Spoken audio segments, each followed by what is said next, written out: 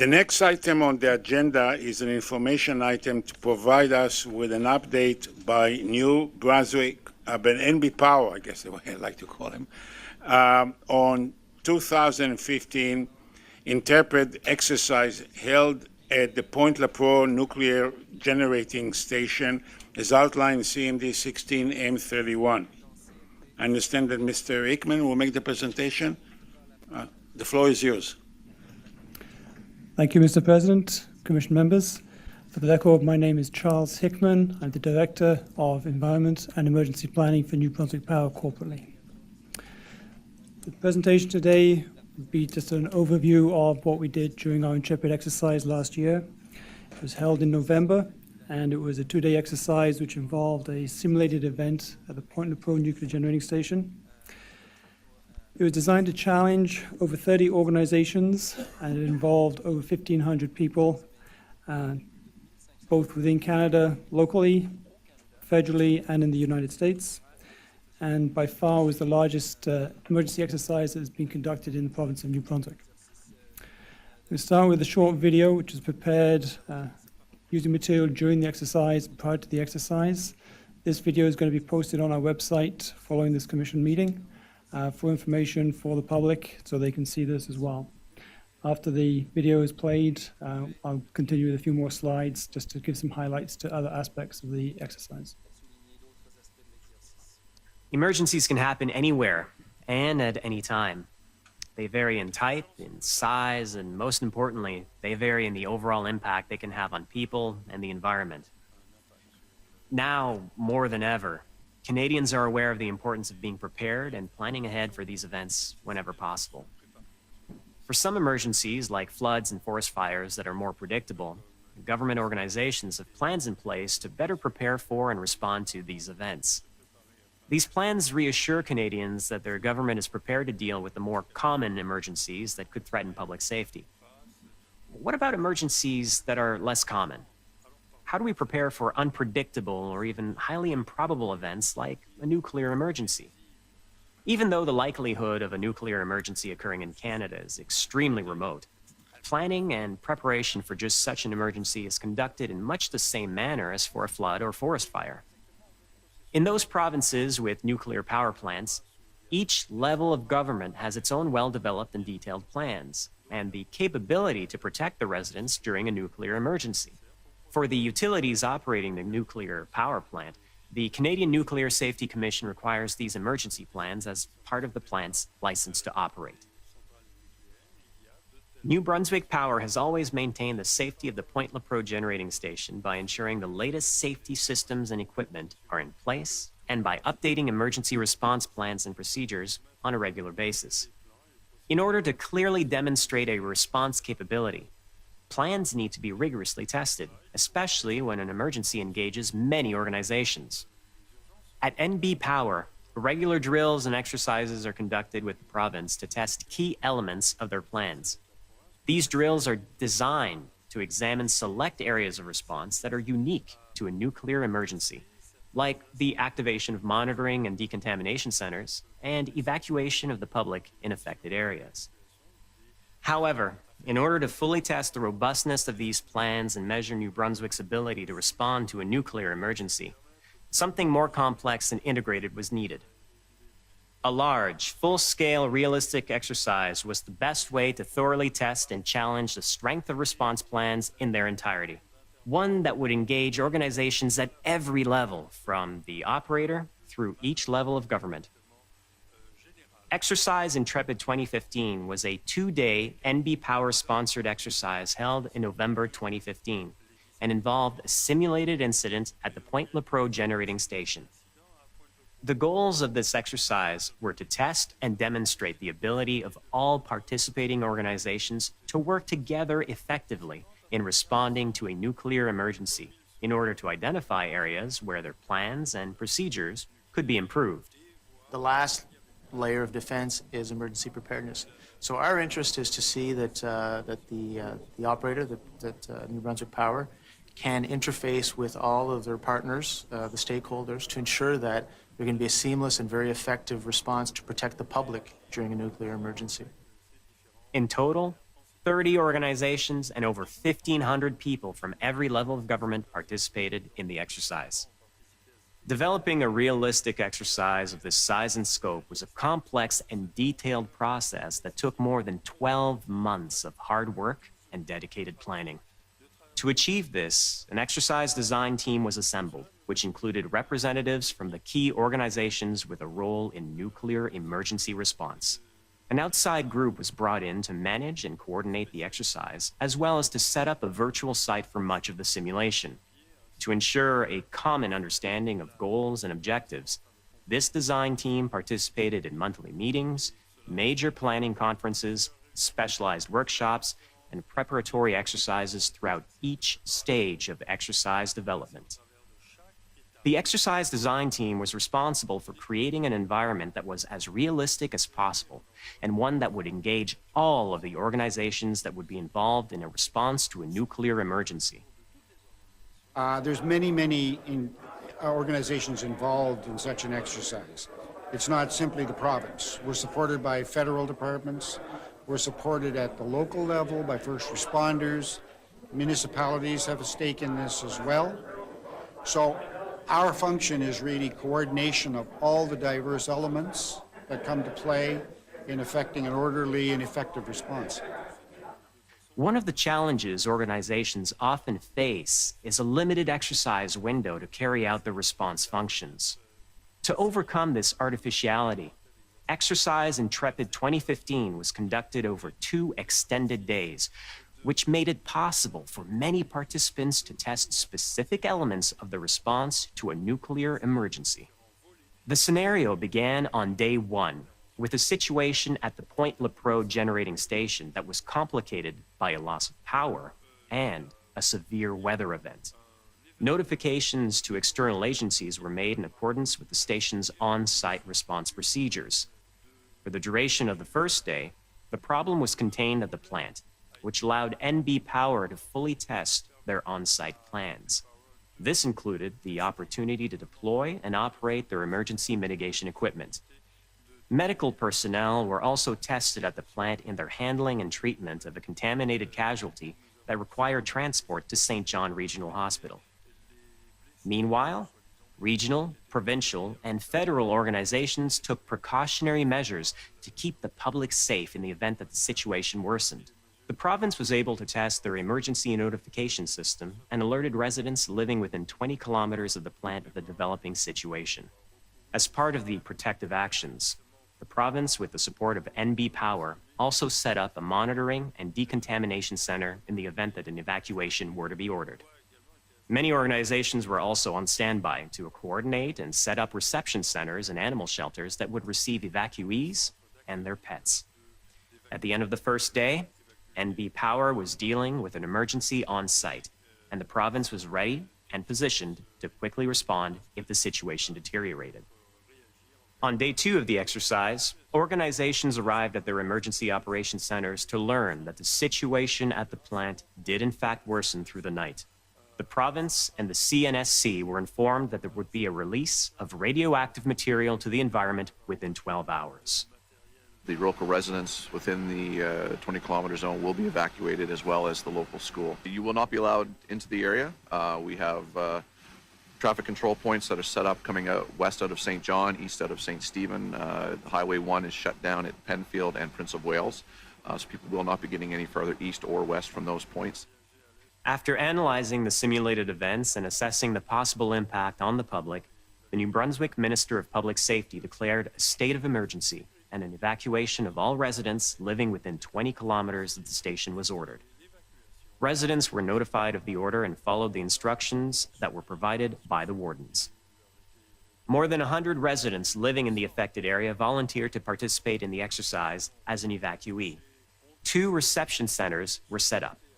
Emergency social services were offered to arriving evacuees, allowing the Canadian Red Cross to fully test the operations of each reception center, including the provision of food, lodging, and medical assistance. At the same time, the Disaster Animal Response Team mobilized their personnel and equipment to accommodate displaced pets arriving with their evacuated owners at the reception center. As would be expected during a real nuclear emergency, area hospitals would likely receive a high volume of worried well concerned about their health and radiological contamination. During Exercise Intrepid, the St. John Regional Hospital was well equipped to manage the influx of people by setting up their decontamination tent in the ambulance bay. This allowed medical staff to quickly screen people for contamination and provide reassurance to members of the public that there were no health risks present. Meanwhile, the federal government was enacting the response plans and ensuring technical support was provided to the province in a coordinated and timely manner. Throughout the entire exercise, the Federal Nuclear Emergency Plan Technical Assessment Group was providing valuable data to the Provincial Emergency Operations Center for the purpose of decision-making to protect the safety of the public. By the end of day 2, organizations were tasked with managing the response to an ongoing release that continued right to the end of the exercise. Exercise Intrepid 2015 also tested communications with the public. A simulated media website was used to provide news articles, radio news stories, and 2 daily news video broadcasts about the event. This website made the exercise more realistic for the players by providing a news environment that simulated real-world news coverage. Since many Canadians look to social media as sources of credible information, sharing public messaging through simulated social media was also tested during the exercise. A very robust simulation cell was established at the Exercise Control Cell in Ottawa, which was responsible for ensuring that public affairs personnel were challenged with questions and concerns presented from the media and general public. The exercise website also provided a secure area where press releases and emergency bulletins could be posted and shared with other organizations with a role in public messaging, allowing them an additional mechanism to ensure their public messages were coordinated. Both NB Power and the province were proactive in the management of public awareness and conducted several press conferences throughout the exercise to provide valuable and current information to the members of the media and public.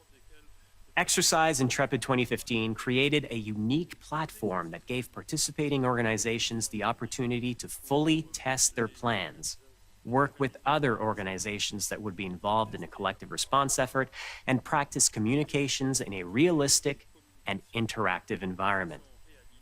Intrepid is unique.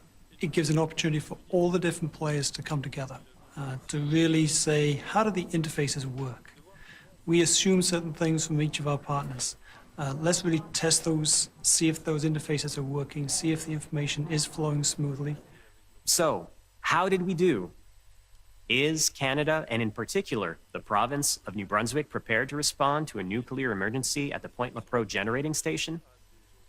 Throughout Exercise Intrepid, emergency operations centers at the regional, provincial, and federal levels were challenged at a level not normally experienced through regular drills and exercises. Overall, participating organizations met all of their response objectives and were able to identify some areas that can be improved upon, all in an effort to optimize capability and ensure the continued preparedness of New Brunswick for this extremely unlikely event. Exercise Intrepid 2015 clearly demonstrated the ability of NB Power, the province of New Brunswick, and the various levels of government to coordinate the response to a nuclear emergency in an efficient and effective manner. New Brunswick is prepared. Now it's up to you as a Canadian to make sure that you are prepared too. If you live near a nuclear power plant, stay informed, have a plan, and know what to do in the unlikely event that an emergency could happen where you live. If you reside near the Point Lepreau generating station, read the information packages that are sent to your home or visit these websites for more information. I'm assuming you don't want to listen to that a second time, so we'll move on. So I'm just going to cover a couple of items here in addition to the video. As I mentioned, the video will be posted on our public website for anybody to look at as we go forward. So we'll talk a little bit about the preparation, the actual exercise itself, and just finish up with some discussion around some of the best practices and the opportunities and what we will do with that information. I really would like to emphasize that the preparation for an exercise such as Intrepid or Huron or Unified Response is as valuable, if not more valuable, than the actual exercise itself. It allows you to validate in a non-exercise environment and to develop relationships that you would not otherwise have an opportunity to develop during an exercise. And this is from the very top of the house right down to the working level. In preparing for INTREPID, we had working groups between the CNSC, provincial departments, other federal departments to understand sharing of data, to understand the scenario, to understand the command and control aspects. We had a joint oversight committee that involved our deputy ministers in the province. So we had a very high level of interface and interaction getting ready for the exercise. It also allows you to do pre-drills and tabletop exercises.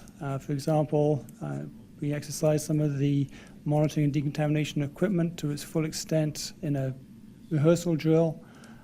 During the actual INTREPID exercise, we deployed it, but we didn't actually use the facilities themselves. In the rehearsal, in the preparation, we actually set up the entire facility and ran that facility. The overall objective, as mentioned in the video, is to validate preparedness to respond to an event. And it's not just NB Power, it's not just the province, it's not just the CNSC. We had over 30 organizations who are players and would be players in a significant event of this nature. And this allows us to test all the interfaces between all the players. And this includes both people we work with on a regular basis. So for example, we recently received a good practice from WANO for our interfaces with our local provincial fire department. They were involved in the design and the exercise, but we also had the opportunity to work with our state of Maine partners, both FEMA and the local state of Maine, because we incorporated an international aspect to this exercise, again, that you don't normally see. The design process allows us to identify a series of objectives that every organization might have, and to design the actual exercise so that you can meet those objectives. To meet those objectives, we set it up as a 2-day exercise. Day 1 focused on the on-site activities and with a real intention to exercise the improvements in the equipment that we had put in place since Fukushima. So we had new equipment, new procedures, new people, new processes. We wanted to exercise all of those. Day 2 was focused entirely on the off-site, driven by on-site decisions, but it included the actual evacuation of a certain portion of the community within the 20-kilometer zone. And again, that's an activity that is often role-played but not usually conducted. We actually evacuated almost 190 people, schools, and residents from the area as part of this exercise. We also provided the opportunity for external experts to attend, to observe. This is both from within Canada. We had international people who attended to both learn and give us some feedback on the exercise as well. Last couple of slides here just to focus on some of the best practices and the opportunities. We heard earlier today, and it's in all these exercises, technology is continually changing, improving, evolving. We used technology during the exercise, both as part of existing plans and procedures, but we also test drove some other technologies, some other tools. But one of the best practices was basically the sharing of information and the use of technology. And we have approximately 4, almost 5 levels of communication between New Brunswick Power, the province, federal partners, and all different players. So we have just phones, we have computers, we have cell phones, we have satellite phones, we have a ham radio system. They were all exercised as part of this exercise.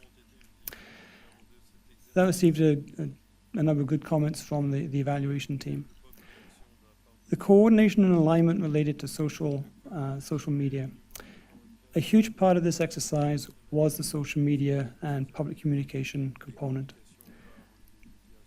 As indicated during the video, we set up a completely secure website that allowed us to have the equivalent to Facebook, Twitter, internet, basically the media. We had in excess of 600 injects during the exercise, where basically somebody from the exercise team would send an email or put a tweet up that says there's an issue at Point Lepreau and here's what I think. It involved, as an exercise, all of the communications folks from the entire province. I know the CNSC communications staff were involved, Health Canada's communications staff were involved, public safeties were, all involved just in the social media aspect of this exercise. A huge exercise, really proved that we could handle it, that it was well set up. We identified some opportunities, but again, it was really a great part of the exercise that received a lot of positive feedback. We're very fortunate at Point Lepreau. We're a small community. We have a dedicated group of wardens who are basically trained and employed by the province to help manage our interface with the community. They have a role during day-to-day activities. They know the community. They interface with the people in the community. They do the demographic surveys. They distribute the KI pills. They are a huge, valuable resource that provide a very local, very tangible asset on the ground to help manage an event of this nature. And we have them as a key player during this exercise. But like I say, they exist, they're there 24/7. We're very lucky in that respect. That's not the sort of resource that you can put in place for every facility, but it certainly works well for us. One of the next highlights was the fact that during this 2 days, we had a lot of first responders, a lot of off-site people coming to site to respond, whether it be ambulance, whether it be fire, whether it be the RCMP or whoever else. There was kudos given for the process by which we essentially would stop those folks at the checkpoints and brief them before they went into basically the emergency zone. So we have an off-site center, we have a series of roadblocks set up, and after the declaration of an emergency and the site is essentially locked down, nobody goes to site without getting that initial briefing. It was seen as being very successful. It went very well indeed. Essentially, no first responders were allowed on site without that briefing. And that involves a lot of interfaces between the site, so the site needs to know what's going on, who's trying to get onto site. Security is involved. The RCMP are the people manning the roadblocks. It involves radiation protection, many different moving parts, but it went very well. And the last best practice here was all around communications within and between the response organizations. As I said, we had over 30 organizations playing, and playing actively, not just sitting on the sides watching. So we were sharing information back and forth in real time, essentially between all 30 organizations. We use some software that helps some of the initial notifications. The province uses some software. It's actually federally supported software that allows us interfaces into Maine, into the other provinces, and it all worked extremely well. Health Canada has software they use for sharing plume modeling and so on, EMAP. It worked very well as well. We also test drove the use of WebEOC, which is a piece of software that we had on site but is not yet part of our plans, to see if it was going to indeed help even on top of what we were doing. Overall, it was extremely successful. The software, the technology worked very well indeed. It also worked very well with the public. And with the public, there was an opportunity here as well. As I say, the social media aspect was a huge success. We ran a whole series of mock interviews and press releases. The video showed both our president, 2 ministers at different times, deputy ministers participating in those interviews, in those press events. So very good involvement at a senior level to do that public communication. But we also identified that there's a need to ensure that when you've got that many people involved, particularly in social media, understanding nuclear terminology is a challenge. So getting nuclear terminology correct and that training around that is important. So some opportunities, just high-level opportunities, and these are at the top of the house, if you like, where we have the interfaces and between the departments. The station, for years, has used IAEA methodology to define the evacuation zones. So there's a very strong technical basis to our emergency plans. That works extremely well. The province is familiar with how we've done that and how they're defined. But the province uses essentially a much more tactical view of life in terms of, okay, where are my roads, where do people live, where do I need to get people to move to? So the provincial tactical process is based on a different set of zones, and the two sets of zones don't match exactly. On the ground tactical tends to overshadow the technical basis. It's conservative, it's always safer, it's on the safer side of the decision making. We identified there's an opportunity here to align some of the terminology between ourselves and the province so that in a bad day, there's no misunderstanding about terminology and which zones we're talking about. So it was identified as an opportunity, and we're already working on this. We exercise the reception centers, and full marks to the Red Cross organization. They set up, fully staffed, a full reception center at the University of New Brunswick, and we provided the radiation protection staff at that facility. In doing so, this is not something we've ever exercised before. We did no trial runs, so we identified some opportunities. We identified that understanding exactly what the role of the NB Power radiation protection staff was relative to the Red Cross staff needed to be sorted out, explained, and clarified. The underlying issue is, or point is, that if you go into a reception center, you've already been deemed to being non-contaminated. You are clean. If you weren't clean, you wouldn't be going to the reception center. So the requirement for additional monitoring was unclear during the exercise. We've clarified it since. We continue to work with Red Cross, but this was an excellent part of the exercise, an area that we had never exercised before. Again, in terms of roles and responsibilities, we have a technical advisory group that works very closely with the provincial emergency measures organization. It includes the Chief Medical Officer of Health and a number of other technical staff. Your staff are involved and accessible, health staff as well. However, there was some discussion during the exercise as to exactly what the authority of that group is, particularly if you've got people sitting in or changing out from one day to the next. Understanding what the role of that group is important. So we've defined some terms of reference and clarified the roles and responsibilities. That's work that's already been completed. So going forward, we've always had and continue to have an extremely good working relationship with the Provincial Emergency Measures Organization, and they represent the entire province. So the Department of Health sits on that committee, Environment does, and we will continue to work with that, those committees, that relationship, to work through all the high-level joint findings and opportunities for improvement. So that committee's already met. We basically triaged the findings out of the exercise and are working those down. And that'll be a long-term activity. And as we address certain items, they'll get addressed through tabletop exercises and eventually in another full-scale exercise.